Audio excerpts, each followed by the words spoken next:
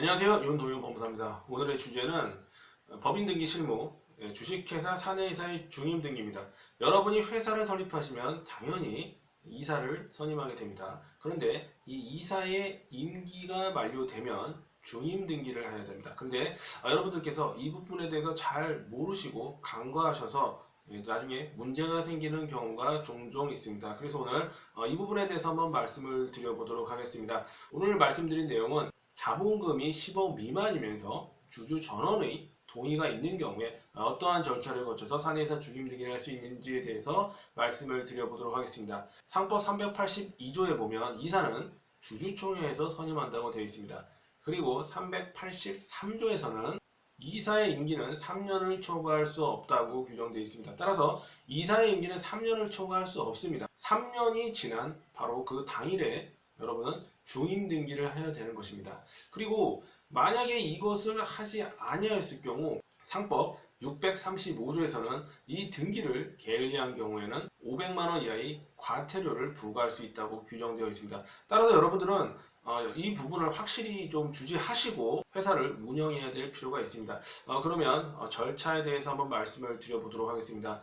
사내이사의 중임 등기는 아까 말씀드렸듯이 주주총회 결의사입니다. 따라서 주주총회를 열어야 됩니다. 한번 주주총회의 절차에 대해서 한번 말씀을 드려보겠는데요. 지금 제가 말씀드리는 회사는 일단 자본금이 10억 미만이고 주주 전원의 동의가 있는 경우입니다.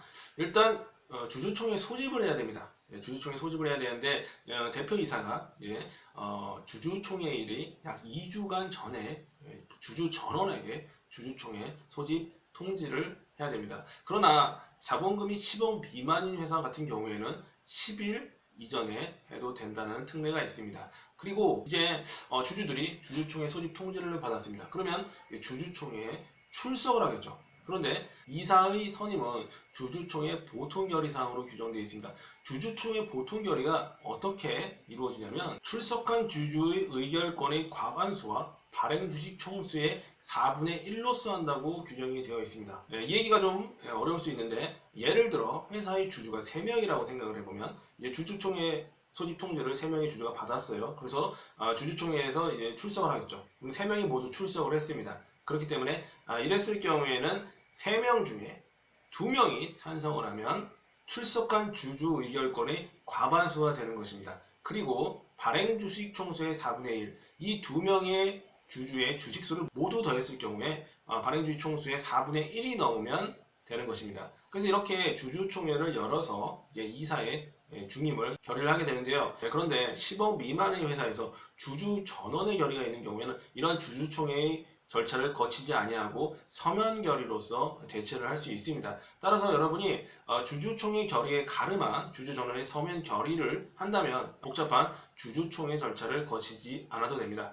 이사의 선임이 주주총회만으로 이루어지지는 않습니다. 이사가 당연히 본인이 이사가 되겠다는 승낙을 해야겠죠. 그래서 이사의 취임 승낙이 있어야 됩니다. 그래서 이 주주총회와 이사의 취임 승낙이 있으면 둘 중에 늦은 날에 이사가 취임하는 날이 되고 중임을 하는 날은 이사가 취임한 후 3년이 되는 그날이기 때문에 주주총회와 이사의 취임 승낙은 바로 3년이 되는 그날까지 해야 되고 그날이 넘어가게 되면 안 되겠죠. 이 점을 주의하시기 바라겠습니다. 다음으로 우리가 그럼 법원 등기국에 제출해야 되는 서류에 대해서 한번 알아보도록 하겠습니다. 일단 첫 번째로 등기 신청서를 제출해야 됩니다. 그리고 수수료 납부 확인서를 제출합니다. 통상 수수료는 6,000원으로 생각하시면 되고요. 세 번째 등록면허세 납부 확인서를 제출합니다. 이사의 중임등기 시에 등록면허세는 42,200원을 납부하고 지방교육세 8,040원을 납부하게 됩니다. 그리고 세 번째로 여러분이 정관을 첨부해야겠죠. 정관에는 주주총회 결의 방법이라든가 사내이사의 중임 내용 이런 내용들이 있을 것입니다.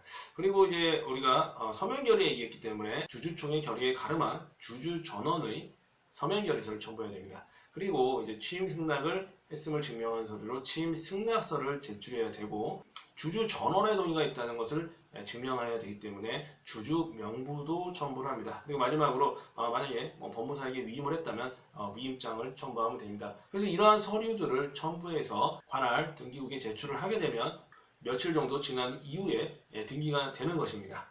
그래서 오늘은 여러분이 주식회사를 설립하고 운영을 하셨을 때 이사의 중임에 대해서 한번 알아봤습니다. 이사의 중임이 언제 되는지를 잘 모르고 이 기일을 놓치시는 경우가 많아요. 그래서 가끔씩 이제 과태료가 나오시는 분들도 있는데 이런 부분을 확실히 알고 날짜를 잘 기억하셨다가 나중에 과태료를 부과당하는 일이 없기를 바라겠습니다. 법인등기 업무는 법무사 고유의 업무입니다. 따라서 여러분은 법무사가 직접 상담하고 업무를 진행하는 사무실을 선택하셔야 합니다. 네, 윤동현 법무사였습니다. 감사합니다.